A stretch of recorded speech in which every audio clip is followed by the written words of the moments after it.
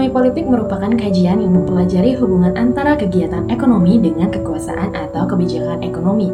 Dalam praktiknya, kondisi ekonomi suatu negara sangat dipengaruhi oleh keputusan politik yang dibuat oleh pemerintah.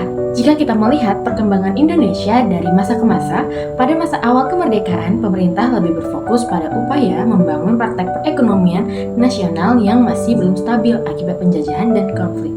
Memasuki era Orde Baru, pembangunan ekonomi diarahkan pada pertumbuhan dan stabilitas nasional.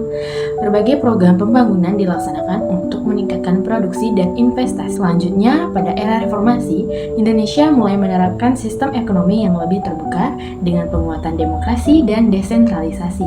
Pemerintah berupaya meningkatkan kesejahteraan masyarakat melalui berbagai kebijakan yang lebih transparan dan berorientasi pada pemerataan pembangunan.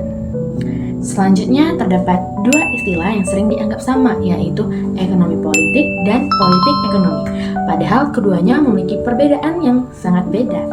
Ekonomi politik merupakan ilmu yang mempelajari bagaimana kebijakan ekonomi memengaruhi kegiatan ekonomi dan bagaimana kondisi ekonomi dapat memengaruhi proses politik.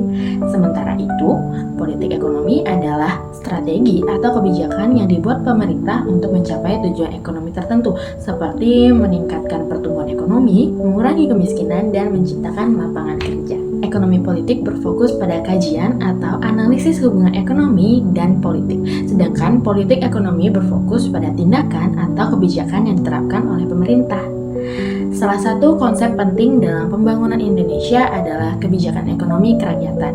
Kebijakan ini menempatkan rakyat sebagai pelaku utama dalam kegiatan ekonomi. Tujuannya adalah menciptakan keadilan sosial, mengurangi kesenjangan ekonomi, serta meningkatkan kesejahteraan masyarakat secara merata. Contoh penerapan ekonomi kerakyatan dapat kita lihat melalui dukungan pemerintah terhadap usaha mikro, kecil, dan menengah atau UMKM, pengembangan koperasi, pemberian bantuan modal usaha, serta program pemberdayaan masyarakat.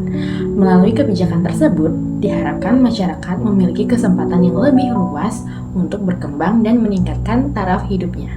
Sebagai penutup, dapat disimpulkan bahwa perkembangan ekonomi di Indonesia tidak dapat dipisahkan dari kebijakan politik yang diterapkan pada setiap masa.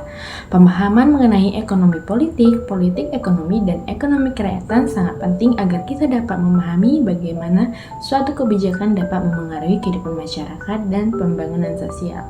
Demikian video yang ini saya buat, semoga para penonton dan pendengar dapat memahami apa yang sudah saya sampaikan dan menjadi pembelajaran bagi kita semua tentang mengenai politik ekonomi, ekonomi politik, dan ekonomi kerakyatan.